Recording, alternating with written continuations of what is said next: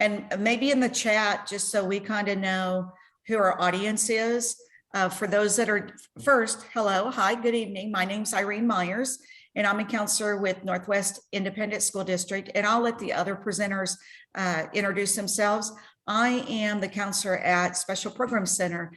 And for those that may or may not have heard what I just said, we have a counselor that represents all of our feeder patterns this evening presenting tonight. So hopefully, you can just determine who your feeder pattern for your son or daughter is. And there will be somebody here that you might know or you might know of. Natalie? I'm Natalie Johnson, and I am the intervention counselor at Northwest High School. And I came from Adams. I think I might see one of my parents on here from Adams. So that's where I am now. Ryan? Hi, I'm Ryan Laney. I'm the intervention counselor at Byron Nelson High School. Noelle. Hi, I'm Noelle Wilson, and I'm the intervention counselor at Eaton High School. So if you are able to type safely, for those that are joining us, if you will let us know if you have a son or daughter at one of our schools, if they're middle school or high school, you can put first name, initials, whatever you feel most comfortable. Kind of allows us to kind of know our audience this evening. You can type that in the chat. So it looks like we have one parent that has a 10th grader at Byron.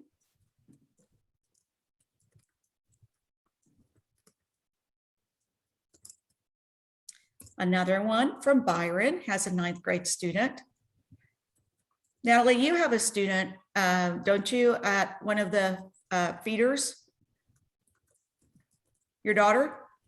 I do, yes. I have 2 daughters at Eaton. Oh, at So I Eaton, can put okay. them, yep. Yeah.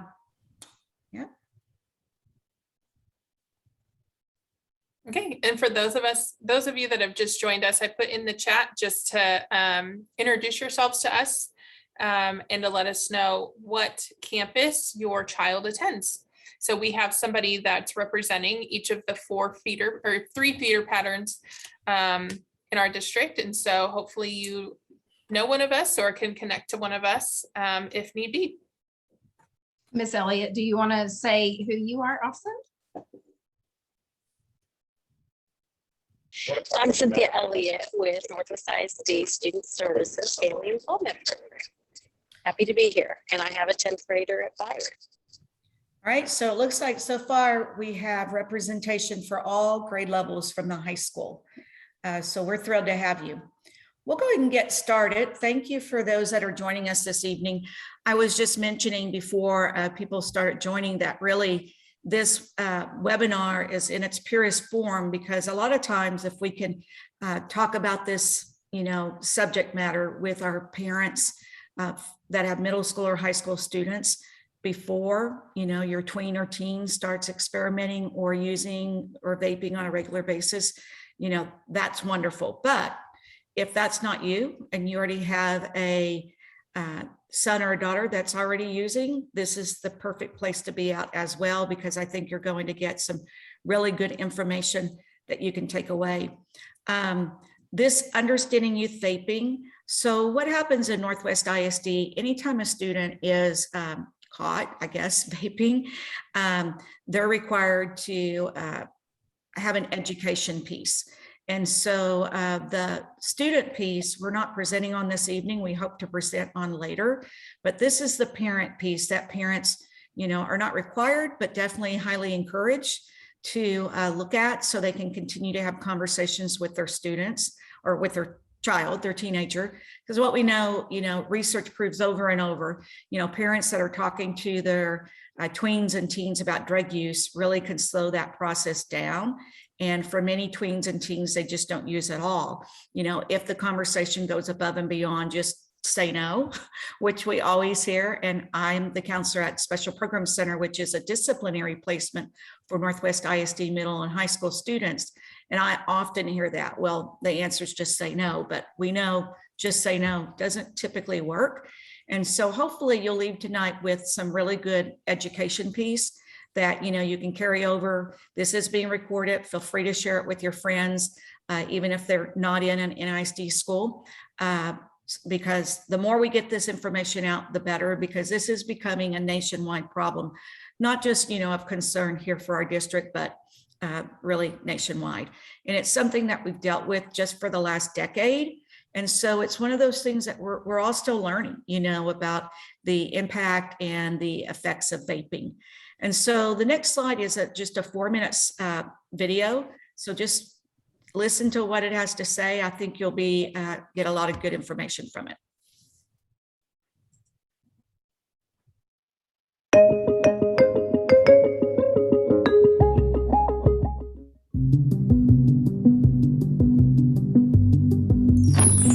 People have been smoking for at least 7,000 years, but it wasn't until the 1800s that cigarettes became the smoke of choice, after machines were developed to mass produce them. 200 years later, in 2003, the electronic cigarette was invented in China, and since then the use of e-cigarettes, also called vaping, has grown exponentially around the world. E-cigarettes are electronic devices that vaporize a flavored liquid. They all used to look like cigarettes, but now they come in many shapes and sizes. Many look like pens or small boxes called mods. What they all have in common is 1. A power source, usually a lithium battery. 2. An atomizer, which heats the e-liquid. 3. E-liquid or e-juice, which usually contains flavors and nicotine. And 4. A cartridge or tank, which is filled with e-liquid. Heating the e-liquid creates a cloud of vapor that looks like smoke, but without a lot of the lethal components contained in tobacco smoke. Many people assume e-cigarettes are safer than traditional cigarettes because they don't burn anything or create tar in your lungs. But it took almost 7,000 years for humans to realize that tobacco causes lung cancer, throat and mouth cancer, causes heart attacks and strokes, and damages the lungs. E-cigs, meanwhile, have only been around a little over a decade, so there just hasn't been enough time to figure out what effects they'll have on your body. We do know that e-cigarettes deliver nicotine just like the traditional cigarettes, causing increased heart rate and blood pressure. Nicotine also has powerful effects on the brain. It releases rewarding neurotransmitters in the brain, like dopamine, and changes brain chemistry. It is a stimulant, making people feel more alert, but when it goes away, people crave it even more. It can interfere with the body's own natural ability to make dopamine, and soon the user needs nicotine just to feel normal. The developing brain of teenagers is the most vulnerable to these effects. The powerful addictive nature of nicotine is so high that it's comparable to heroin and cocaine. Besides nicotine, e-cigarettes contain chemical solvents. When heated very high by some of the new e-cigarette devices, these solvents can be transformed into formaldehyde, which is a carcinogen. It causes cancer. These observations are concerning, but we really do not know what the long-term effects from inhaling these chemicals into your lungs will be. E-cigs contain many other chemicals to generate enticing flavors. In fact, there are almost 8,000 different flavors available today, so we don't know very much about many of them. We do know that some of the butter flavorings contain diacetyl, which is famous for causing popcorn lung. Popcorn lung is a disease called bronchiolitis obliterans, which is basically an irreversible scarring and destruction of the delicate lung tissue that can kill you. Strawberry and other healthy-sounding fruit flavors have been found to be cytotoxic and potentially cancer-causing as well. Vaping devices, or specifically the lithium batteries inside them, may explode unpredictably. Although uncommon, this happens frequently enough that e-cigarettes have been banned from luggage on airplanes. Unpredictable explosions have occurred in people's faces and mouths and resulted in serious injuries, including blindness. With these potential risks of e-cigarettes, the addictive nicotine, the exploding batteries, the carcinogenic liquids, why would any company want you to use them?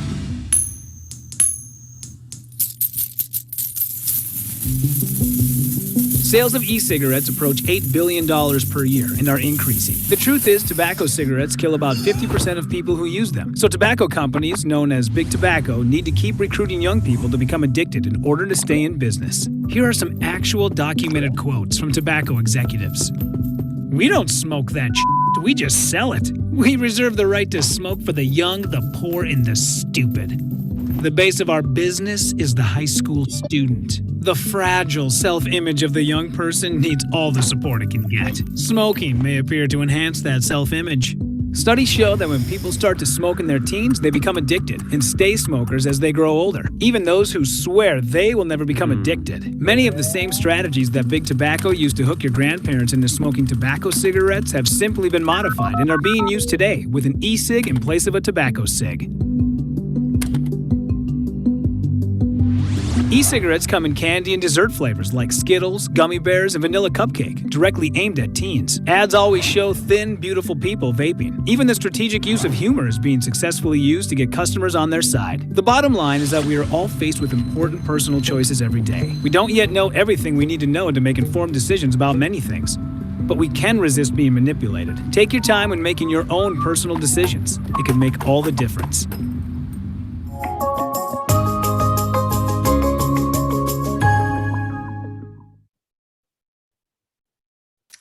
Well, again, I know I'm speaking to the choir because you're here this evening. And again, we can't tell you how much we appreciate that. I had a parent the other day say on the phone, how did I miss this? And I think it's, I shared with the parent, well, number one, don't, guilt yourself. And number two, the producers of vapes and all the products that they're, pushing to the market are things that, you might easily overlook. I mean, it's kind of like hiding in plain sight. And so these are just a few of many examples of what vaping can be stored in. And so it can, as you can see, it's pretty small, pretty compact, be brought in the school very easily. And, it's easy to miss if you don't know what you're looking for. I will tell you, the majority of the students that I work with in listening to this video, and I've seen it several times, they don't really see vaping as harmful. They don't see it as having any short-term, long-term, negative effects. And so again, I'm glad you're here so you can get educated, so you can continue to have those conversations with your tweens and teens. And it looks like we have had some middle school parents join us as well. So thank you for taking time out of your busy evening to come and listen to this. And I was going to say too, these are just like Irene said, these are just a couple examples of some of the vapes that are out there. These are maybe the more common ones, but they have them hidden in bracelets, in necklaces, just jewelry, part of the purse. Yeah, I mean, anything that you can hide something yay small in, they're going to figure out a way to do it. So just, and a lot of times parents will want to know, how do kids get their hands on this? It's unfortunately, even though they're not supposed to sell to a certain age, almost any student could go into, a lot of these smoke shops and buy them. And a lot of kids order them online. Mm-hmm. And so if they're using your credit card or your debit cards, just carefully check what they might be ordering, because a lot of students will get it online, purchase it online. And a lot of them sell to each other. That's what I was going to say too. Mm-hmm. So the thing about e-cigarettes is that it is so new. And really, as far as it's been affecting the schools, I'd say in the last 2 years, the percentage of kids using vapes has just skyrocketed. Mm-hmm. And because of that, I think the adults, it's taken us a little bit of time to kind of catch up and know what we're looking for. But kids have one job in life, and that's to do what they want to do, and to, figure out a way around whatever's stopping them. And as adults, we have a lot of different jobs. So we don't have quite right. And the kids have an advantage over us. Yeah. And I think to piggyback on that, a lot of the teens and tweens, again, they don't see this as harmful. I think this is comparable to what smoking was 40, 50 years ago. And a lot of our teens, when we talk about smoking nicotine, they're like, oh no, I don't smoke. That's disgusting. And they'll list all these wonderful facts about why you would not, smoke cigarettes. But interestingly, they don't, see as vaping to be that big of a deal. It's almost like a lesser than. And I think it's also drawn a lot of kids that typically would never use prior, up to this point, anything. And, and it's more of a cross section of students that are, vaping, because it's just so highly acceptable. And again, it's not just a Northwest ISD. It's also, I think it's just nationwide. As Ryan had said, it's such a new thing that people don't really recognize, and we don't either, because we don't know, what the long-term effects will be. Well, and kids have a built-in, everybody has a built-in excuse or reason to vape because it's safer than cigarettes. Yeah. So that's kind of an easy way that kids and adults justify it to themselves. Right. Yeah. And So let's also talk just- a little bit about that. Like when kids think about it being safer, if we look at this chart that's on your screen, when asked kids what they think is in their e-cigarettes, if you look at the pie chart, 66% say just flavoring. And then 5.8% think marijuana, 1.3% or other in the other category. 13% don't know. And that also pretty means they don't care. And so they don't care to know what's in it. And then nicotine, 13% say that that's what they believe is in their e-cigarettes. And then if you look down at that quote, manufacturers don't have to report e-cigarette ingredients. So users don't know what's actually in them.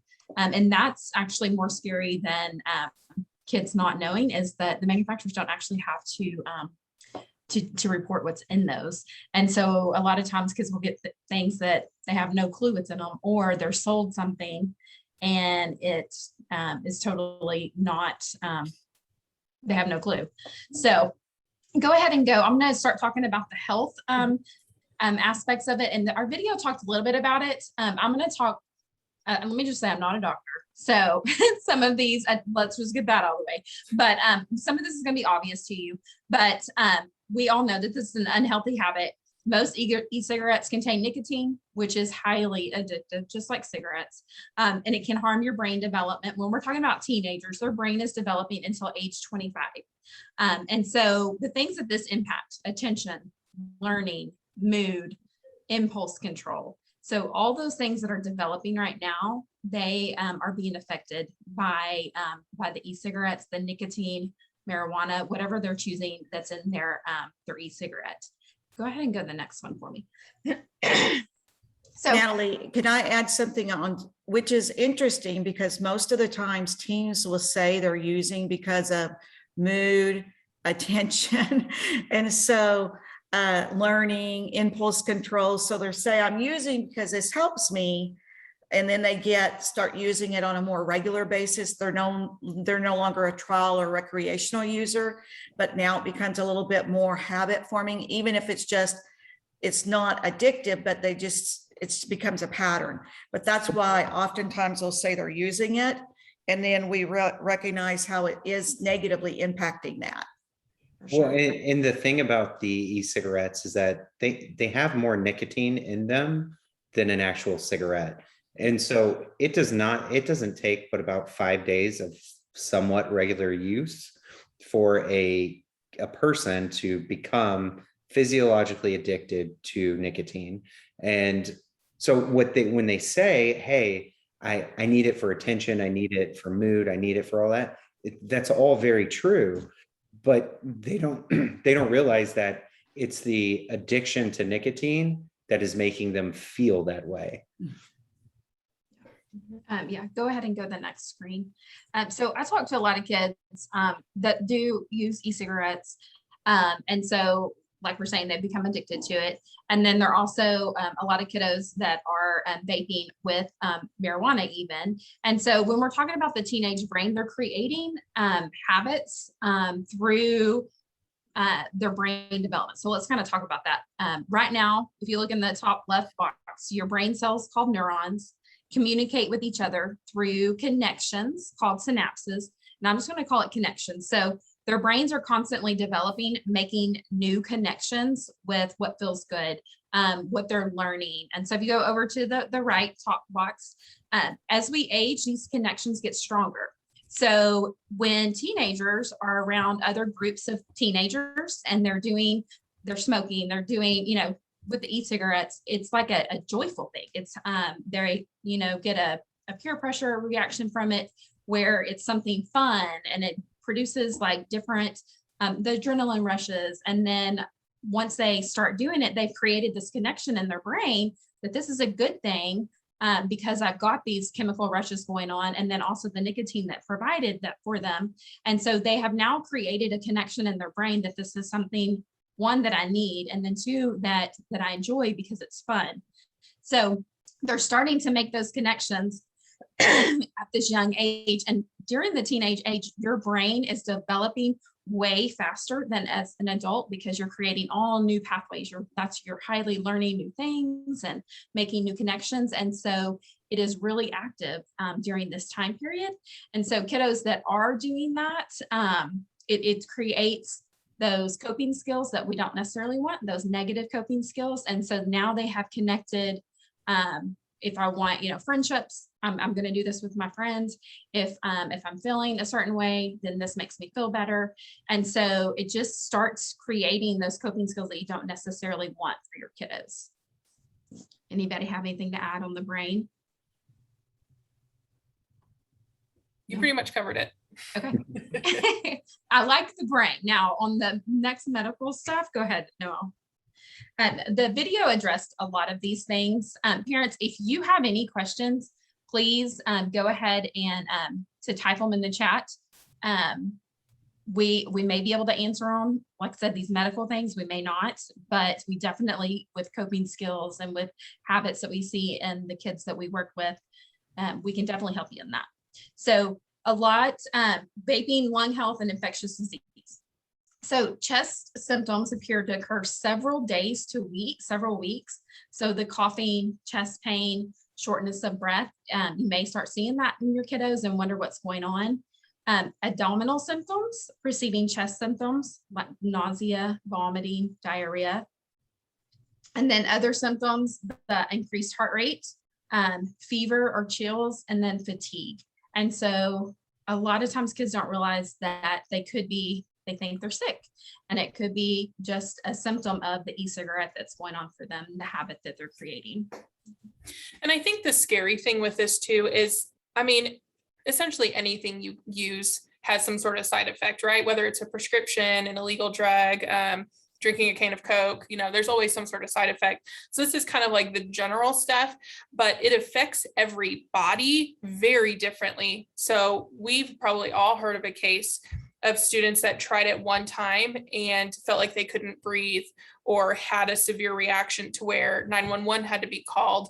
I have a student that I've worked with in the past that had asthma and didn't connect. Maybe I shouldn't try smoking if I have asthma, but almost immediately felt like they couldn't breathe. Their chest was collapsing is what it felt like, is how they reported it. So we just don't know what that looks like. And I think that's the scary part. And plus, we don't necessarily know what's exactly in the vapes. And so earlier, one of the slides Natalie was reading off was, these are some things that kids think are in there.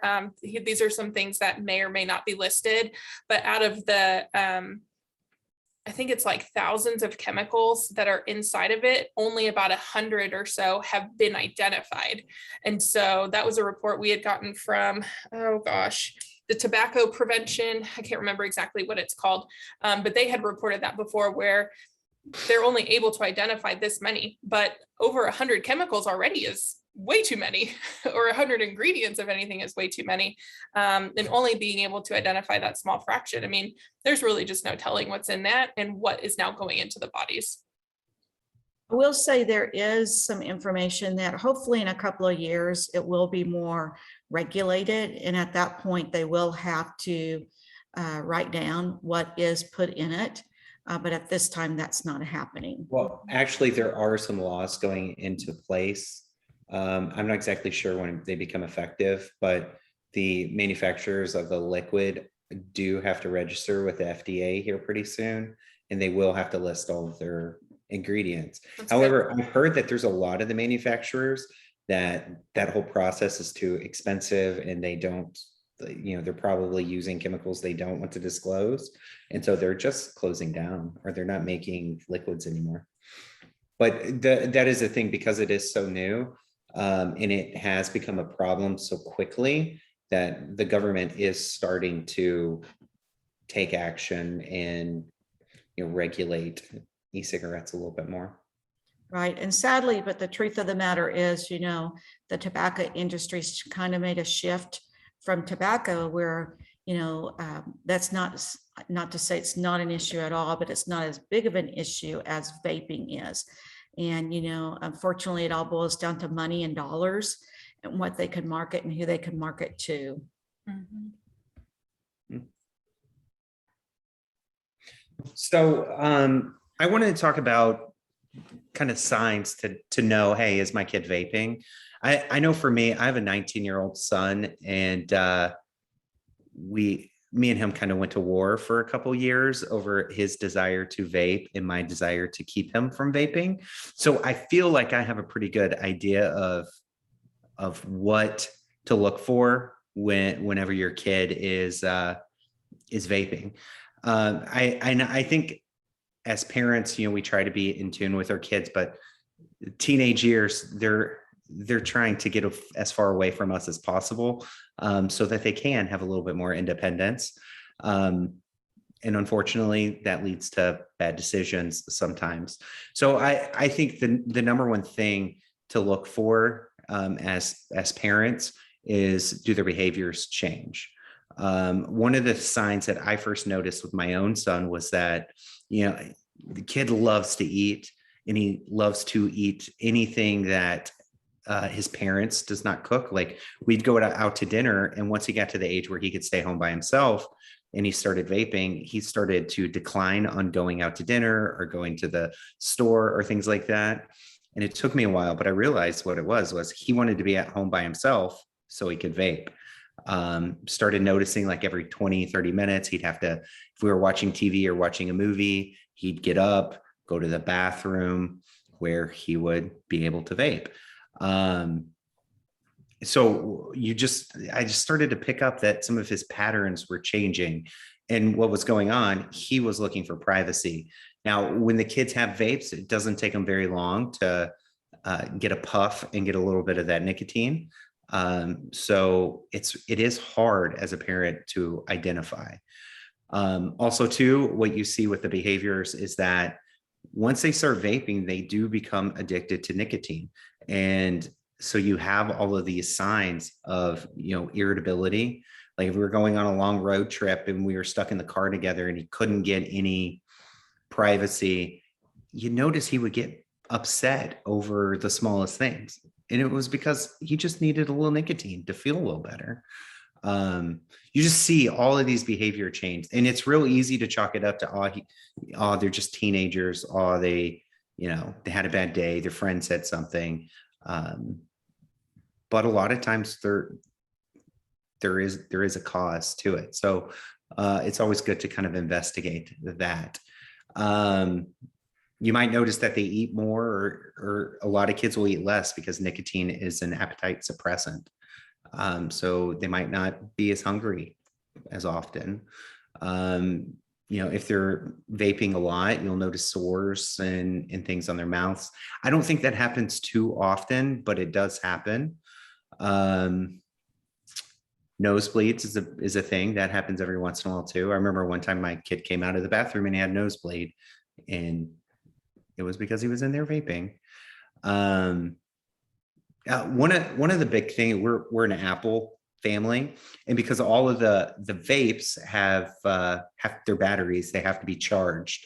And so I started noticing USB chargers in his room, and I was like, what are you charging? Everything you own is Apple. Like, your iPad doesn't use that charger, your phone doesn't use that charger, your computer doesn't use that charger. Well, it's because he had to power up his vapes. So keep an eye out for that. And like I said in the beginning, like, kids, they have one job, that's to do what they want to do, and they are tricky. And the thing with vapes is that they are so small, they can hide them anywhere. And I know a lot of kids will hide them in their underwear because they know people won't look in there. And it's easy access. And most of the time the kids are vaping in a bathroom somewhere. Most of the liquids that they use for vaping are, have fruity flavors to them. So you'll smell them and be like, oh, what, you smell good. Well, they don't smell good. They smell like vape.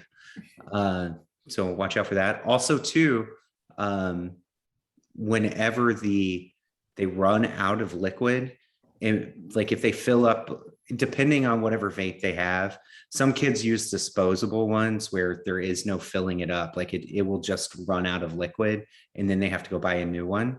But whenever they're running low, there's a piece of metal inside of it surrounded by cotton most of the time.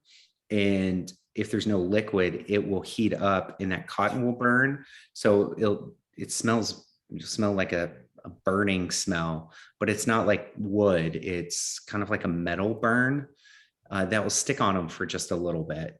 I caught my kid vaping because of that so often, because they run out of liquid, but they still need the nicotine and they don't have a way to just go to the store and buy it. So you'll smell that quite a bit. Sometimes I remember there was a little bit where every time my kid vaped, he would put on some Ralph Lauren cologne to try to cover it up. But then it's like, why do you always, like, we're just hanging out at the house. Why do you need to smell good for me? I don't care what you smell like. So there's just a lot of little signs. And I think the thing is, being a parent is we're always watching our kids. We learn what their behaviors are. And when you see anything out of the normal, it's time to investigate a little bit more. But I can tell you, it's something that's really hard because they do get addicted to it, and addiction is hard. And the sad thing about it is that when the kids do find vaping, whether it's marijuana or nicotine, it totally drives a wedge in between them and their parents, them and their teachers, them and adult supervision who want to lead them in the right direction, because they know that no one's going to be okay with it. And so they try to minimize their contact with those people. And so that was the biggest sign for me.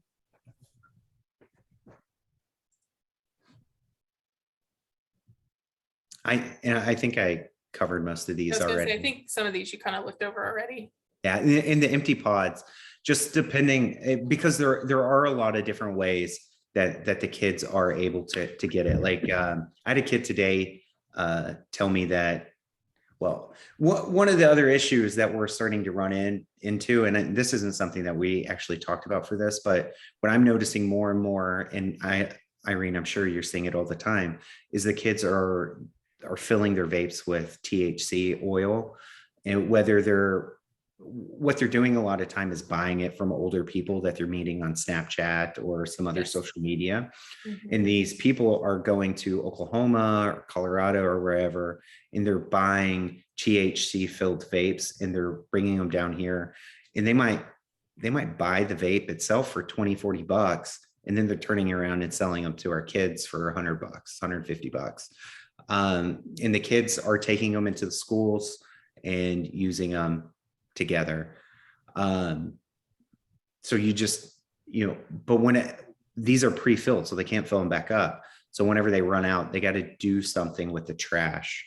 And so, I think one time I found one, I was taking out the trash and I lifted it up and I could see the vape through the plastic bag. So anytime you see anything weird or abnormal, just check it. I think we're also seeing a trend because of the pandemic, and a lot of the students that have chosen to go online, or maybe they were online, then they came to school and then back online. So they had a lot of free time, and a lot of the students used some of their free time because parents oftentimes were at work, which is totally legitimate. Of course, that's where I was, but I also think because, again, it's not regulated, a lot of times teens that might just be in that trial stage, experimental stage, they don't know what they're buying. And a lot of them get in big trouble, especially if there's THC content, to the point that, again, I work at the DAP, so I'm working with middle and high school kids that, have already gotten in trouble for something drug related or something else related. I mean, that's not related to drugs, but for kids that, maybe didn't use but once or twice, or maybe they didn't use at all, and at one time they got their hands on something that had THC and they get arrested for it. And so the thing with being arrested with THC oil is very different than the marijuana plant. If you get arrested for having the marijuana plant, that is a misdemeanor. If you get arrested with just a drop of THC oil, that's a felony. And that is something that, I mean, getting charged with a felony will absolutely ruin a person's life. Right. And And so a lot I of these think- kids are getting caught up and getting And I, charged. right. And a keeping in lot of our mind- teens, go ahead. I was just gonna say, and keeping in mind too, that when you have some sort of felony or misdemeanor done on a school campus, on a facility that specifically states this is a drug-free zone, it gets bumped up to the next level. Right. So it's even worse to have it here on the school campus. Right. And Yeah, I you think guys- that's why it's so important that conversations get started at home. And, of course, we're also having, conversations at school, just to all students. Next week's our Red Ribbon Week. We'll have certain, education components to that. At my particular campus, we do small groups related to drug education because teens tend to believe what teens think are facts, and a lot of times they're misguided. And, they don't recognize or realize, THC, a lot of that's developed in a lab. It's not just the plant that grows from the ground. And even if it was, it's not the same plant 40 years ago. And so, the concentration level is very different, and the impact of what it can do to the, developing teen brain and body is very different. So a lot of what we've been talking about too is just that relationship with your kids, checking in with them. If you notice something's off, talk to them about it. So checking in with them, with your child, just kind of keeps track of them, right? It lets them know that they're cared about, but it also allows you the opportunity to really see, what are you doing all the time? Who are you talking to? What are you getting involved in? Being able to track their social activity. So maybe that's monitoring their social media. I know there's sometimes a really big conflict with parents on, do I allow them to have it and give them that freedom, or do I check every single thing? There's really no right or wrong. I think you do what's best as a parent, but I think it's also really important to know, who is your kid talking to? How often are they talking to them? Are they talking to them in the middle of the night at 3 o'clock in the morning? That might be a little concerning. Other things when it comes to social media, what to look out for is, if you look at, for example, Snapchat, there's something that shows how many people you follow and how many people are following you. Essentially, they should be about the same. Let's say they both are 300 to 400. If you see one extremely fluctuated over the other, maybe they follow 10 people, but they have 100,000 followers, might be concerning, or vice versa. I would want to know as a parent, why does my child have that many followers? Or why is my child following so many people? One Snapchat account that a student had showed me before, they had 4 pictures posted, and they were all just very random pictures of a flower, pictures of a tree with like a nice little quote at the bottom. They had like 300,000 followers. I would like to know why so many people follow this child with 4 pictures of some nature. So, things like that are things that, as a parent, social media wise, maybe just look out for, could be a red flag. So when it comes to interacting with their peers, asking who it is they're hanging out with, get to know their friends' parents or their family, get to know that friend, have them over to your house instead of allowing your child to go somewhere. Ask about a time, when are you going to be back? How am I going to get a hold of you? Where are you going to be? Just asking those kind of questions to really know where they are. And I talked about making the connection. So know the names and contact information of friends and friends' parents. How do I get a hold of Johnny Smith's parents if I needed to? What is their address? Things like that. So you really know where your child is. Attending school events. So just be in contact with your school campus, the teachers, coaches, the counselors, just various staff. I mean, we're the ones that see your kids a majority of the day. And so if we maybe feel like something's off, we'll reach out to you. But if you feel like something's going on, reach out to us. Because a lot of times we don't know unless it's brought to our attention as well. I might have no idea that a kid in class has had a meltdown every day for the whole week unless somebody lets me know. or that a kid had a meltdown at home, unless a parent lets us know. So that allows us to all work as a team and work together to figure out how are we going to help this child. And then setting rules. So require adult supervision.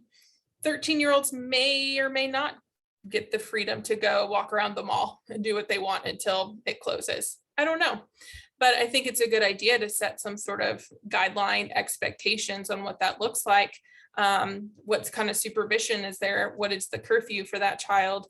And be very consistent. I think that part gets really hard sometimes as a parent, is the follow through piece, because we get tired. I mean, we've all been there where it's like, I've told him so many times and he just won't listen. So I'm just going to let it go this one time.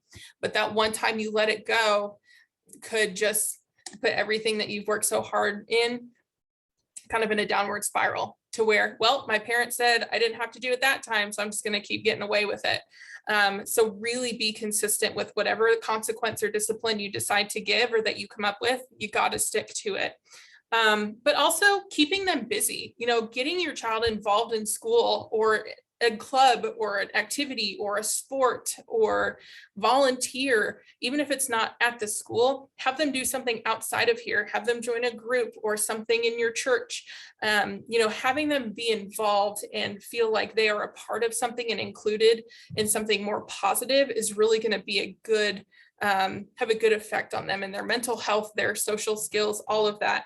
And finding something that they enjoy in. I mean, our campuses are huge. And we have so many clubs, like the variety is big. So there's something that we can find to get them connected in that they would probably really enjoy. I think I covered everything on that. Anything else, friends? So these are just some additional resources for you all. And I believe this, we're recording this and we can always send this out if needed. But this is just some extra resources that we found. So the first section is just how to identify vaping behaviors and how to talk to your teen. So there's a couple websites there. Even the CDC and the Surgeon General have come out with things about how to talk to your teen or things to look for. Or if you have a teen that maybe is vaping and is needing and wanting to quit and needing help with that, there's two resources that we have found down here that kind of guides your teen on how to get through that. There's even a text down here, and it's an anonymous texting program that can help teens quit. So that way they can just text with somebody and talk about what that looks like for them and what they're struggling with. So we also, one of the questions typed in is, what would it look like to start a conversation with your child about vaping? Do we just ask, what do you think about vaping? Have you done it? I think sometimes just being very direct can be really helpful, but I think it also depends on your child. It could even be a, hey, I've noticed lately that, I don't know, your behavior looks like XYZ. Tell me what's going on.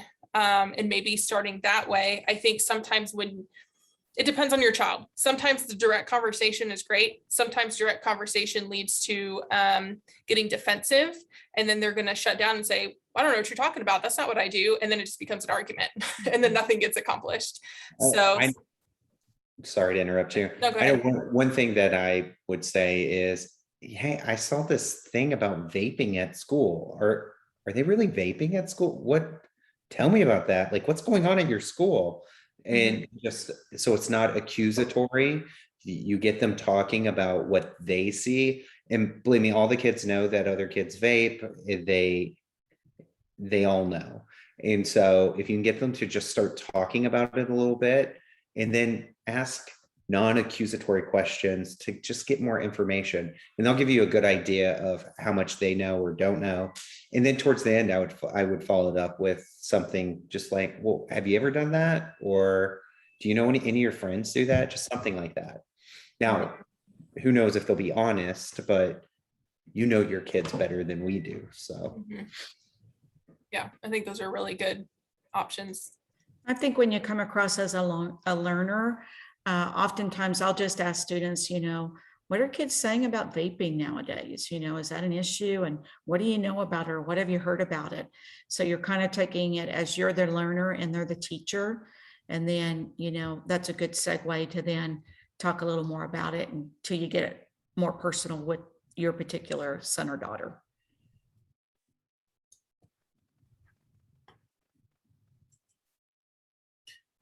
So I think that kind of wraps us up a little bit.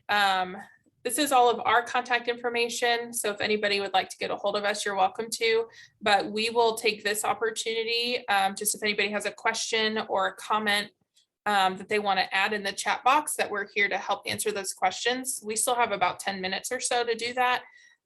So feel free to put something in there and we can answer those for you. And I think it's really important to remember as parents is that the kids are under a lot of peer pressure to vape, to look cool. Like kids are having it's just hard being a high school kid or middle school. It's hard being a kid. Mm-hmm. And so just because they vape, once or twice, it is not the end of the world. And that the way that you handle it as a parent, a lot of times will dictate how they move forward. And so there are some parents that, get really upset and yell and, really restrict everything. There are parents that just say, oh, well, no big deal. I think it's good to find balance, letting them know that you understand that they're having difficulty with that decision, that you support them, show them the information, let them know the damage that it can do. And, just, continue to love them. Right. And I think that goes back to of that building that connection with them, wanting to know where they are and, just getting really involved with their life. But that also just helps build that relationship to where they can feel like they can come and talk to you about issues, or they would maybe be more honest with you because they know it's a judgment-free conversation. It's more of a, hey, I need help. And so try to think on scenarios, if that were to happen in your life, how would I respond to my kid if that happened? I think if we're caught off guard, a lot of times we tend to maybe freak out or jump at them and be like, what are you talking about? And then it turns into this big argument. So maybe, prep yourself in advance. If this happened to me, what would I say? Or what would I want to say to my child so that they know they can continue to come to me or talk to me, or, hey, in reality, they probably just need some help. Something's going on and they need help. How am I going to do that with them? So. Does anybody have any other questions? And you don't have to type it in the chat. You can just hit unmute. And yeah, that's fine too. Feel free to unmute and say things. That's easier. We're all friends here. Yeah. I have a quick question. Sure. The thing about having just like a few pictures, if they're having tons of people follow them or whatever, is that because maybe they're a drug dealer? Is that what you're saying? Not necessarily. It's just more of a something to look into kind of thing. I would want to know why you have so many people following you, or why you are following so many people. It could be a drug thing, but it's more of a, how am I protecting my child? Why are all of these, surely my child does not know 100,000 people. Why are they wanting to follow my high school students specifically? So it's just more, with something else just to look into, I think. Okay. Yeah. And even checking the messages, because we've heard all those horror stories of. Definitely check the messages. Yes. People pretending to be a 13-year-old girl and it's really some 50-year-old man across states. Checking the messages, I think, is real important. I think it's also real good to learn some of the kids' abbreviations and text lingo, really learning what that means, because I feel like they come out with more all the time, where I feel like I finally got all of them, and then there's more. I'm like, I have no idea what that stands for. And so I ask the kids, what does that mean? And then they think I'm crazy, and they're like, how do you not know it means this? I'm like, oh, that makes sense given the context. So it's not necessarily, it's just more of a, what should I do with this? Maybe I should look into that, kind of thing. And I think if we come across with our students that we're always learners, just like Noelle had said, a lot of times I will, instead of give more education or advice. I'm always trying to be a learner. You'd be surprised how much you can really find out if you put them in the seat where they're the expert, you know. But I think going back to what Ryan had said, you know your child best and you're looking for patterns. And when you start seeing major changes in patterns, you know, that might mean that, you know, your child might have crossed the line from more just trial use or recreational to abuse. But hopefully where you want to catch it is, you know, where they're haven't experimented it yet, but if they are, at least the trial or recreational stage where, you know, you can then get some interventions in place. And, you know, hopefully a lot of it's choice, of course, you know, no matter what you do as a parent, you know, no matter how great the services are that you provide your child, if they're already in need of those services, you know, it's a matter of, you know, the teen or the tween being ready to make that change.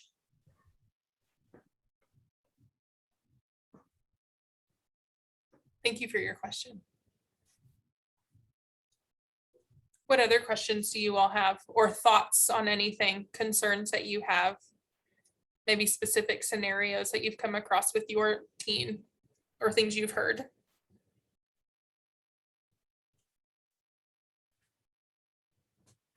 So I'm just kind of curious, you know, if by any chance your child, my student starts talking to us about this, talking to my husband or myself, like I really believe in you all being strong advocates for our children on the campus level.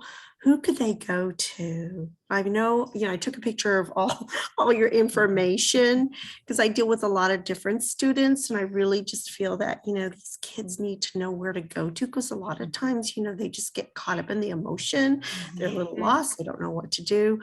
Well, let's say they confess. Let's say, you know, got a confession.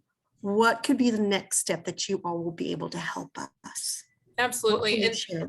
And thank you for asking that. I don't know why we didn't even cover, this is who your kid can go to at school. So thank you for bringing that up. The counseling office is always available, whether it's their school counselor, the intervention counselor, or even just any trusted adult at their campus. So maybe it's their coach, maybe it's their English teacher that they made a really good connection with. I think anybody that they trust is the best starting point for them. Eventually that information would come to the counseling office so that we can now intervene and work with that child and work with the parents if needed. Natalie, were you going to say something? I was just going to add what you were saying. Okay. Okay. Yeah. And so being able to just to come and talk in a judgment-free zone with them. A lot of students, you know, I always encourage my students, we need to talk to your parents about it. I don't want them to feel like this is I gotcha, you're in trouble, let's call you out kind of thing. It's more of a, how do we help you to get through this thing? And so I will talk to them and say, do you want to talk to them together? Do you want to, you know, call them right now? Do you want to, whatever, call them by yourself? And so I kind of give them that opportunity. But then there are different resources that we can connect families to. If it is something more like an addiction, there's some different area agencies that we can connect you with, or if it's just a, you know, maybe you're looking at some counseling resources for outside therapy, then we have resources for that to give to parents as well. And you can also, I mean, if you go to Google and type in, you know, teenager vaping, how do you help as parent? You know, just something in Google. That is not a good search. You're not going to get a lot of things with that's way too long. But if you do a search like that, I mean, there are tons and tons of resources online that you know, can help and help lead a parent in a right way for educating their kid. Because the bottom line is that this fight isn't just a at school fight. It's not just a at home fight. It is anywhere that kid is, there needs to be an adult that's there that can guide them in the right direction. Mm-hmm. And I think you'll find too, with those, whatever Google search you put in, there'll be things that are like, I guess it's not parent blog, whatever it's called, where a parent will ask a question and then all these parents will respond, oh, I tried it this way. This is what helped my kid. And oh, that didn't work, but I tried this. And then you kind of get a little bit of feedback from more real life one-on-one experience that people are sharing with you. So hopefully that answered your question. Yes, thank you, guys. So appreciate it. All right, are there any other questions?